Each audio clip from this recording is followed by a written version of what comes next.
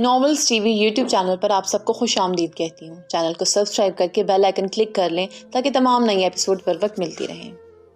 وہ اپنے اپارٹمنٹ میں آ کر سیدھا کمرے میں آیا تھا اور کیبنٹ کھول کر شراب کی بوتل نکالی۔ کارک ہٹا کر براہ راست بوتل کو منہ سے لگا لیا تھا۔ وہ کافی دنوں بعد اس کثیل مادے کو ہونٹوں سے لگا رہا تھا۔ چھوڑنے کی وجہ بھی الہان کا وجود تھا اور واپس اس طرف آنے کی وجہ بھی وہی بنی تھی۔ آدھی بوتل زہر خود میں انڈیلنے کے بعد وہ بیڈ کی طرف آیا تھا اور بوتل چھوڑ دی۔ بوتل نیچے گری تھی مگر قالین کی وجہ سے ٹوٹ نہ پائی۔ اس نے سرخ آنکھوں لڑکھڑاتے قدموں کے ساتھ بیڈ پر پڑا دوپٹہ اٹھایا تھا اور غور سے دیکھنے لگا۔ وہ انجان تھا کہ یہ کس کا دوپٹہ ہو سکتا ہے، لیکن اس کے ذہن میں الہان کا سراپا لہرایا تھا۔ وہ مسکرایا۔ پرانی زندگی، الہان اور اس کے ساتھ گزارے گئے لمحات، اور آج الہان کا لہجہ سب گڈمٹ ہو رہے تھے۔ اچانک واش روم کا دروازہ کھلا تھا۔ ماہ کامل بھیگے بال لیے باہر آئی تو شیال کو کمرے میں دیکھ کر اس نے دبی دبی چیخ ماری تھی۔ شیال اس کی جانب متوجہ ہوا۔ اس کی سرخ آنکھیں اور شراب کی بدبو، اوپر سے وہ اکیلی۔ اس پر مصداق شیال کے ہاتھ میں اس کا دوپٹہ تھا۔ شیال کی آنکھوں میں کچھ ایسا تھا جو ماہ کامل کو اپنے حواس گم ہوتے محسوس ہوئے۔ اس نے جلدی سے تولیے سے خود کو ڈھانپ کر دوپٹے کی کمی پوری کی تھی اور پیچھے کو ہوئی۔ شیال اس کی جانب بڑھا تھا، حلال اور حرام کی تمیز بھول رہی تھی۔ وہ ماہ کامل میں الہان کو تلاش کر رہا تھا، مگر وہ الہان نہیں، ماہ کامل تھی، ایبک کی منکوہا۔ آپ دور رہیں پلیز۔ ماہ کامل نے اس کو اپنی طرف قدم بڑھاتے دیکھ کر پیچھے ہٹتے ہوئے التجا کی تھی۔ شیال جیسے کچھ سمجھنے اور سننے کی صلاحیت سے ماورا ہو رہا تھا، آگے بڑھ کر اس کی کلائی دبوچ لی اور اپنی طرف کھینچا تھا۔ ماہ کامل نے تڑپ کر اپنا پورا زور لگاتے اس کو پیچھے کی جانب دھکیلا تھا۔ وہ لڑکھڑایا۔ وہ شیال کا ہاتھ جھٹکتی لڑکتی ہوئی پیچھے لپکی اور کپکپاتے سن بدن کے ساتھ تیزی سے سائڈ ٹیبل کی جانب بڑھی تھی اور اس پر رکھا تانبے کا گلدان اٹھایا۔ اس سے پہلے کہ شیال اس کو پھر دبوچ لیتا، ماہ کامل نے ساری ہمت مجتمع کرتے اس کے ماتھے پر گلدان دے مارا تھا۔ شیال کراہتے ہوئے پیچھے کی جانب لڑکھڑایا اور ہوش و حواس کھوتا بیڈ پر گر گیا۔ اس کے ماتھے سے خون نکل رہا تھا۔ خون دیکھ کر خوف سے سن ہوتی ماہ کامل کے ہاتھ سے گلدان چھوٹ کر قالین پر گرا اور وہ کپکپاتی ہوئی کھسک کر ایک کونے سے جا لگی۔ اس کے اندر اتنی بھی ہمت نہیں تھی کہ اٹھ کر وہاں سے بھاگ جاتی۔ اس کا دوپٹہ شیال کے نیچے بیڈ پر پڑا تھا اور وہ ایک کونے میں سکڑ سمٹ کر سسکتی کسی غیبی مدد کی منتظر تھی۔ گوپال وہاں پہنچا تو اس کو معلوم ہوا کہ شیال وہاں سے نکل چکا تھا۔ وہ بے چتاب کھاتا واپسی کے لیے نکلا تھا۔ اس کو ماہی کی فکر تھی کہ وہ اکیلی وہاں ڈر رہی ہوگی۔ اس کا دل نہ جانے کیوں گھبرا رہا تھا۔ اس نے ماہی کو صرف بہن کہا ہی نہیں تھا بلکہ ودیا کی طرح مانا بھی تھا، اور اب وہ جلد سے جلد اس کے پاس پہنچنا چاہتا تھا۔ مگر اسے ایک طرح کی تسلی بھی تھی کہ اگر شیال سیدھا اپارٹمنٹ گیا ہو تو اب تک اس سے ماہ کامل کی بابت استفسار کر چکا ہوتا۔ شیال ڈائریکٹ گھر گیا ہوگا، گوپال نے قیاس کیا اور تھوڑا مطمئن ہو گیا۔ مگر پھر بھی وہ ماہی کو اکیلے نہیں رہنے دینا چاہتا تھا۔ اس کو واپس اسلام آباد پہنچنے میں 3 گھنٹے لگنے تھے، لیکن راستے میں خدا کا کرنا ایسا ہوا کہ طوفان آ گیا، ایسا کہ گاڑی چلانا محال ہو رہا تھا۔ گوپال نے بے بسی سے آسمان کی جانب دیکھا۔ دیدی کی رکشا کرنا بھگوان، ایبک بھیا کے پاس وہ سرکشت پہنچ جائیں بس۔ گوپال نے بے اختیار التجا کی تھی اور مطلع صاف ہونے کا بے صبری سے انتظار کرنے لگا۔ الہان نے اٹھ کر بے چینی سے پہلو بدلا تھا۔ اس کو رہ رہ کر احساس ندامت کو چوکے لگا رہا تھا۔ وہ کیا کرتی؟ ایک اس کا دل جو ملامت کر رہا تھا، اسے دماغ کی سنتی تو اپنا غصہ بجا لگتا، دل کی سنتی تو گھبرا جاتی، کیونکہ وہ تو شیال کے نام کی ہی تسبیح پڑھنے میں مصروف تھا۔ اس نے 3-4 بار شیال کا نمبر ملایا مگر بند جا رہا تھا۔ اس کا دل اب گھبرانے لگا تھا۔ الہان کی آنکھوں میں نمی تیر گئی تھی۔ شیال۔ اس نے کوئی 5ویں مرتبہ اس کا نمبر ٹرائی کیا تھا جو کہ اب بھی بند تھا۔ اسے احساس ہوا کہ وہ تو شیال کی ناراضگی کی عادی ہی نہیں تھی، وہ تو صرف والہانہ محبت کی عادی تھی۔ اب وہ روٹھا تو اس کو جان پر بنائی تھی۔ الہان نے کھڑکی سے طوفانی ہوا کو چلتے دیکھا تو اور پریشان ہو گئی۔ اس نے نیٹ آن کر شیال کے نام واٹس ایپ پر وائس نوٹ ریکارڈ کیا۔ مجھے ڈر لگ رہا ہے شیال۔ اس کے لب کپ کپا رہے تھے۔ ایک عجیب سی کیفیت تھی جسے وہ مناسب سا نام نہیں دے پا رہی تھی۔ استثناء میں ہمدان کے نمبر سے اسے ایک ویڈیو موصول ہوئی تھی۔ اس نے دیکھا تو یکبارگی اس کا دل تیزی سے دھڑکا تھا۔ یہ شیال مرتضیٰ تھا، بلیک ہوڈی والی جیکٹ پہنے وہ اور نکھر گیا تھا، مگر یہ کیا؟ الہان سن رہ گئی۔ اس کو تیش میں سیل توڑتے اور وہاں سے ٹیکسی میں روانہ ہوتے دیکھا جا سکتا تھا۔ الہان نے ہمدان کے اگلے تمام میسیجز اگنور کر کے سوچا تھا، یہ اسلام آباد آ گیا اور بتایا بھی نہیں۔ اس کا دل شکوہ کنا ہوا، مگر اب ایک سکون تھا جو شیال کو دیکھ کر ملا تھا۔ مگر اسلام آباد ایئرپورٹ پر اسے دیکھ کر پھر بے سکون ہوا۔ اسے یقین تھا کہ یہ شیال نے اس کی بات کے غصے میں کیا ہوگا۔ بتاتے بھی کیوں؟ تم نے ان کے ساتھ بہت اچھا رویہ برتا نا آج، اس کے ضمیر نے ملامت کی تھی۔ وہ ماہی بے آب بنی تڑپ اٹھی۔ وہ سیدھا گھر گئے ہوں گے، مجھے بھی جانا چاہیے۔ اس نے خود کلامی کی تھی اور جلدی سے اپنے خیال کو عملی جامہ پہناتے ہوئے اٹھ کر صفیہ کے کمرے میں آئی جہاں ولید ابھی آ کر بیٹھے تھے۔ پاپا مجھے گھر جانا ہے۔ بے چینی اس کو انگ انگ سے نمایاں تھی۔ شیال آ گئے ہیں بیٹا، طوفان آیا ہوا ہے، صبح لے چلوں گا۔ ولید نے پیار سے پچکارا تھا۔ صفیہ نے اس کی بے چینی کو نوٹ کیا۔ انہیں شک گزرا کہ ان کی بیٹی شیال سے محبت کرنے لگی ہے، مگر وہ ایسا نہیں چاہتی تھی۔ وہ شیال جیسے انسان سے اپنی بیٹی کا پیچھا چھڑانا چاہتی تھی۔ جی ٹھیک ہے، وہ ولید کی بات سمجھ کر اس بات میں سر ہلاتی کمرے سے باہر نکلی تھی، مگر صفیہ کی بات پر دہلیز کے باہر ہی اس کے قدم رک گئے۔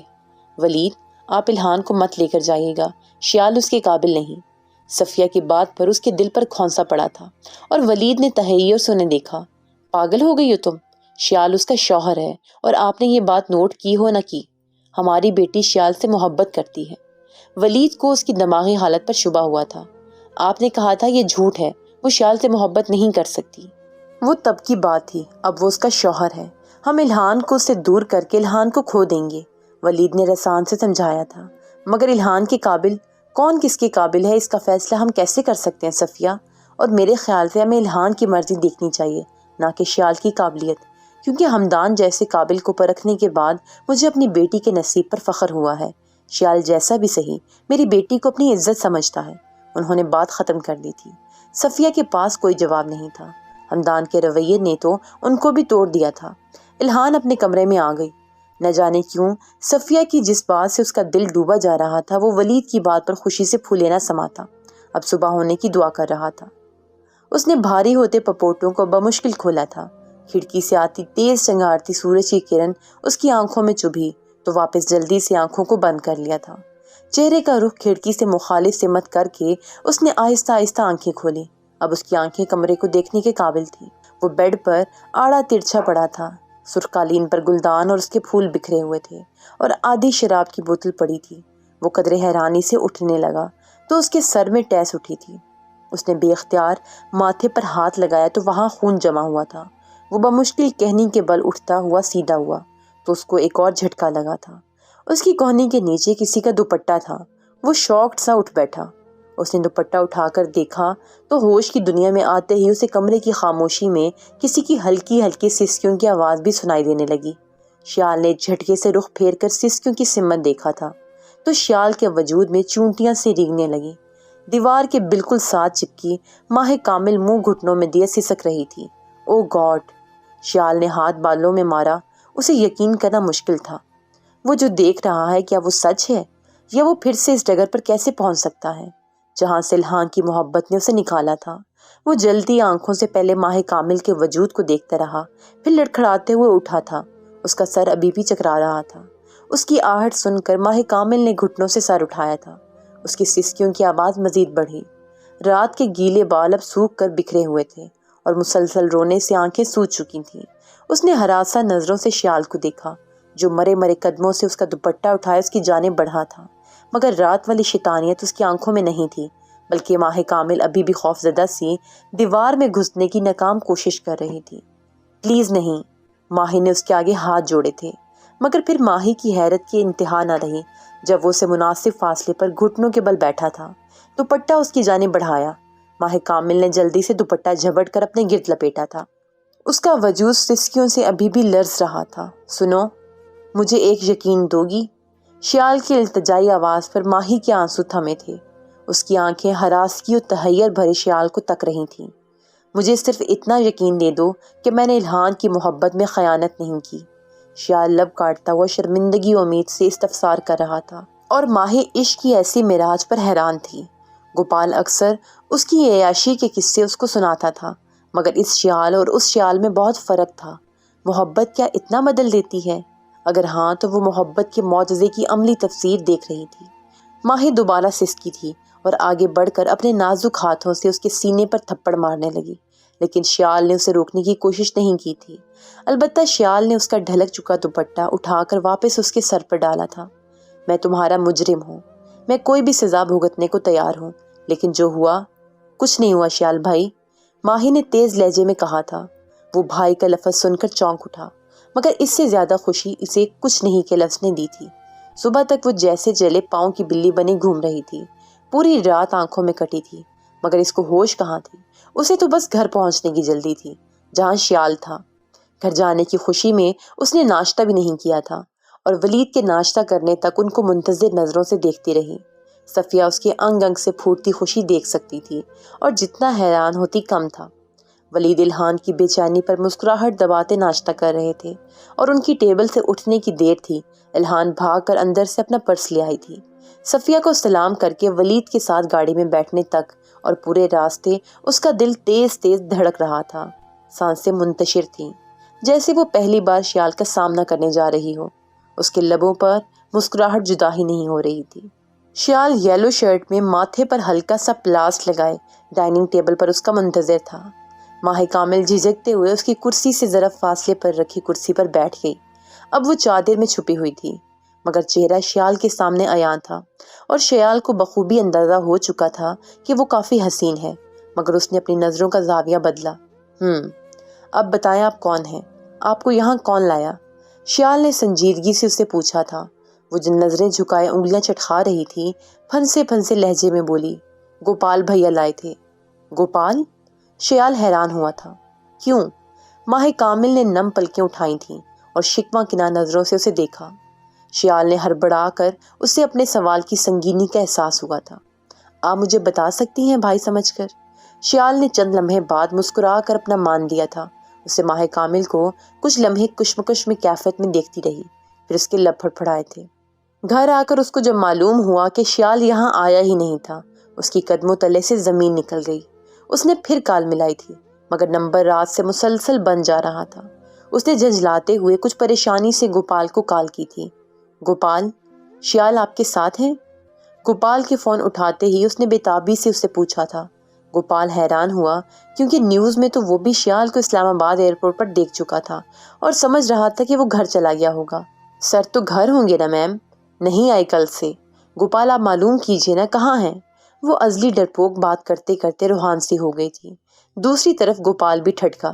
ٹھیک ہے میم، میں ترنت معلوم کرتا ہوں، آپ چنتا مت کیجیے، گوپال نے کہا تھا اور کپکپاتے ہاتھوں سے اپنی کار کی سپیڈ بڑھا دی۔ وہ اسلام آباد کی حدود میں داخل ہو چکا تھا اور اس کا رخ اپارٹمنٹ کی طرف تھا۔ اسے نہ جانے کیوں گھبراہٹ ہو رہی تھی۔ شیال میں تبدیلی کا وہ خود گواہ تھا، مگر کبھی بھی ماہ کامل کے معاملے میں وہ رسک نہیں لے سکتا تھا۔ ڈائننگ ہال میں بس ماہی کی دبی دبی سسکیوں کی آواز کے علاوہ کوئی شور نہیں تھا۔ مجھے ماہ کامل؟ جی تو مجھے کوئی شک نہیں کہ آپ جھوٹ بول رہی ہیں۔ گوپال آپ کو یہاں لے آیا، اچھا کیا، مگر دیکھیے ایبک آپ جانتی ہیں ایبک کی شادی ہو چکی ہے۔ شیال نے اسے پہنچتے دیکھ کر ٹھہر ٹھہر کر اپنی بات مکمل کی تھی۔ ماہی نے پتھرائی نظروں سے اس کو دیکھا، چند لمحے لب کاٹتی رہی، پھر بڑے ضبط سے بولی تھی، سر میں یہ جانتی ہوں، بس ایک بار ایبک سے ملنا چاہتی ہوں۔ اوکے۔ شیال نے اس بات میں سر ہلایا تھا اور جیب کی جانب ہاتھ بڑھایا، مگر اس کو دفتن یاد آ گیا تھا کہ وہ اپنا سیل توڑ چکا ہے اور ایبک کا نمبر اسی میں سیو تھا۔ اسی وقت گوپال اندر آیا تھا۔ ان دونوں کو ڈائننگ ٹیبل پر دیکھ کر اور ماہی کو صحیح سلامت دیکھ کر اس نے شکر کی سانس لی تھی۔ آؤ گوپال، رک کیوں گئے؟ شیال نے اس کو وہیں کھڑا دیکھ کر مسکراتے ہوئے پکارا تھا۔ وہ قدم قدم چلتا ان کے پاس آیا۔ سر، آپ یہاں ہیں؟ میم کی کال آئی تھی، وہ کافی چنتا کر رہی ہیں، گوپال نے مبہم سے لہجے میں کہا تھا۔ میں بس ابھی آیا تھا۔ تو ماہ کامل کو دیکھ کر حیران رہ گیا، پھر اس سے پوچھا کہ اس کو یہاں کون لایا؟ شیال نے کچھ جھوٹ اور کچھ سچ بول کر رات کا بھرم رکھ لیا تھا۔ سر وہ دراصل، گوپال ہچکچایا۔ ماہ کامل خاموشی سے سر جھکائے اپنے آنکھوں کی نمی چھپا رہی تھی۔ ایبک شادی کر چکا تھا، دیکھنے والوں کے سامنے تو وہ خود کو بہت مضبوط ظاہر کر رہی تھی، مگر اندر سے تو تکلیف سے کٹ رہی تھی نا۔ کوئی بات نہیں گوپال، ماہ کامل مجھے بتا چکی ہیں سب کچھ۔ تم ایسا کرو، اس کو پہلے گھر لے جاؤ، آج سے یہ ہمارے گھر رہیں گی جب تک میں ایبک سے بات نہ کر لوں۔ شیال نے گوپال کی تشویق کی تھی۔ گوپال ممنون ہوا، البتہ ماہی تھوڑی بے چین ہو گئی تھی۔ ایک اجنبی شہر میں اجنبی گھر میں رہنا صحیح نہیں لگ رہا تھا۔ شیال نے اس کی بے چینی بھانپ لی تھی، اس لیے گویا ہوا، ڈونٹ وری ماہی کامل، آپ کو وہاں کوئی تکلیف نہیں ہوگی، اور میں جلد ہی ایبک سے بات کر لوں گا، اور تم اپنی میم کو کہنا سر نے کہا ہے ماہی ان کی خاص مہمان ہے تو ان کا خیال رکھیں۔ آپ نہیں آ رہے؟ گوپال نے پوچھا تھا۔ نہیں، میں لندن جا رہا ہوں ماما کے پاس، انہوں نے بلایا ہے، شیال نے بتایا تھا اور اٹھ کھڑا ہوا۔ سر میم چنتا کر رہی تھی، اور گوپال جو میں نے کہا ہے ویسا کرو، الہان کو میں خود کال کر لوں گا، شیال نے ترنت کہا تھا۔ گوپال نے اس بات میں سر ہلایا۔ شیال مسکرا کر اندر کمرے کی طرف بڑھا۔ میم فکر مند میرے لیے؟ اسٹرینج۔ وہ قاتل مسکراہٹ سے اندر آ کر اپنی چیزیں سمیٹنے لگا۔ Ilhan, just I love you, but اس وقت تم سے دور جانا ضروری ہے۔ شیال نے خود کلامی کی تھی۔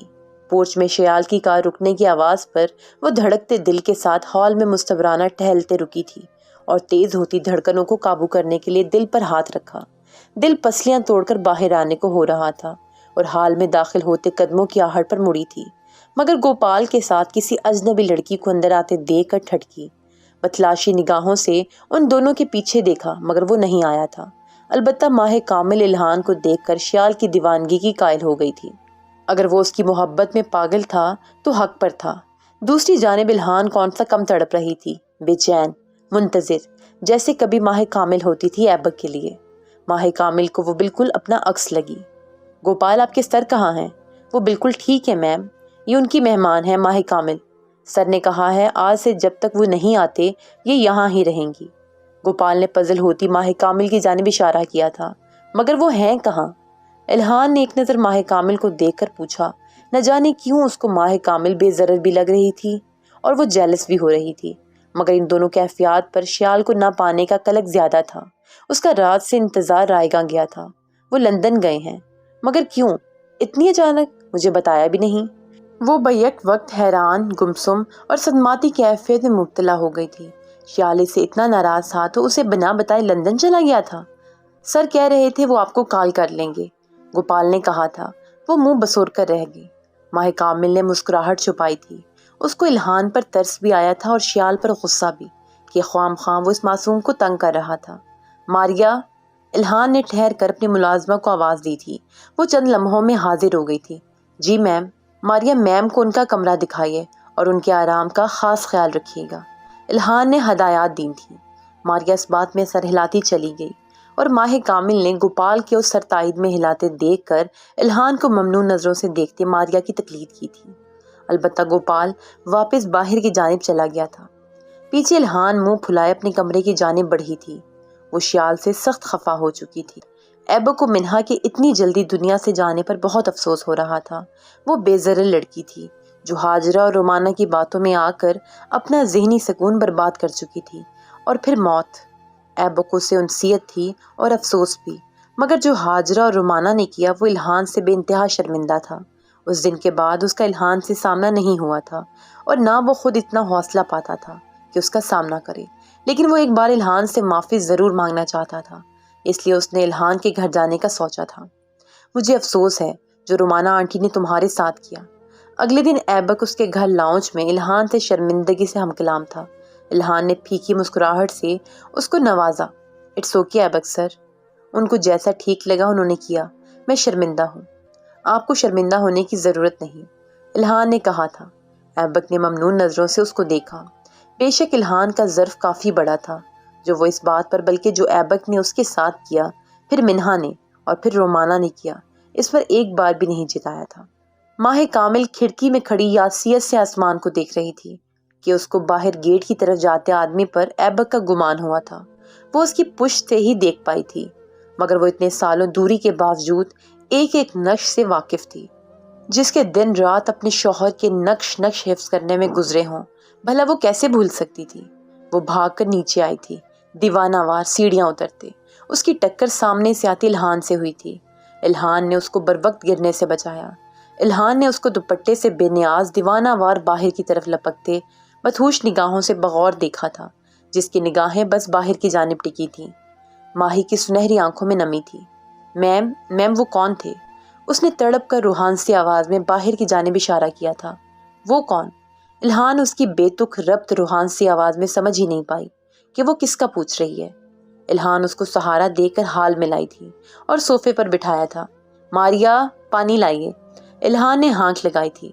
ماہ کامل کی نگاہیں ابھی بھی گلاس وال سے نظر آتے پورچ کی طرف تھیں۔ الہان نے حیرانی اور ناسمجھی سے ماہ کامل کی نظروں کے تعاقب میں دیکھا۔ وہ سمجھ نہیں پا رہی تھی کہ ماہ کامل کی آنکھوں میں نمی اور اتنا گہرا تاثر کیوں تھا۔ ماریا پانی کا گلاس الہان کو تھما کر چلی گئی تھی۔ الہان نے اس کی کمر سہلاتے اس کو پانی کا گلاس دیا، جس میں سے بمشکل ایک چھوٹا گھونٹ پی کر ماہ کامل نے گلاس واپس اس کو پکڑا دیا تھا اور اپنی منتشر سانسیں درست کی۔ الہان کو تھوڑا تھوڑا یہ احساس تو ہو چکا تھا کہ ماہ کامل بے ضرر اور ان لڑکیوں سے مختلف تھی جو شیال کے شوبز اور سوشل سرکل میں تھیں۔ اب بتاؤ کیا ہوا ہے؟ الہان نے نرمی سے پوچھا تھا۔ یہاں کون آئے تھے میم ابھی؟ ماہی نے روحان سی آواز میں استفسار کیا تھا۔ ابھی؟ الہان نے سوچا ایبک کے علاوہ تو کوئی نہیں آیا تھا۔ وہ میرے سر تھے، سر ایبک، اور میری فرینڈ کے ہسبینڈ۔ ہسبینڈ؟ ماہی کے لبوں سے سرسراتے لہجے میں نکلا تھا۔ مگر میری فرینڈ کی لاسٹ ویک ڈیتھ۔ الہان اور بھی کچھ کہہ رہی تھی مگر ماہ کامل کی سوئی تو ایبک اور ہسبینڈ پر اٹک گئی تھی۔ ماہی کا سارا انتظار، ساری بے چینی، سارا اضطراب ایبک یوں رول دے گا، اسے احساس ہی نہیں تھا۔ ایبک نے اس کو ڈھونڈنے کی کوشش ہی نہیں کی تھی اور یہاں شادی کر لی تھی۔ کیا یہی تھی اس کی محبت؟ یہی تھا ماہی کے انتظار کا صلہ کہ اس کو برتا ہوا ایبک ملتا؟ اب اس کی بیوی نہیں تھی مگر اس سے کیا فرق پڑتا تھا؟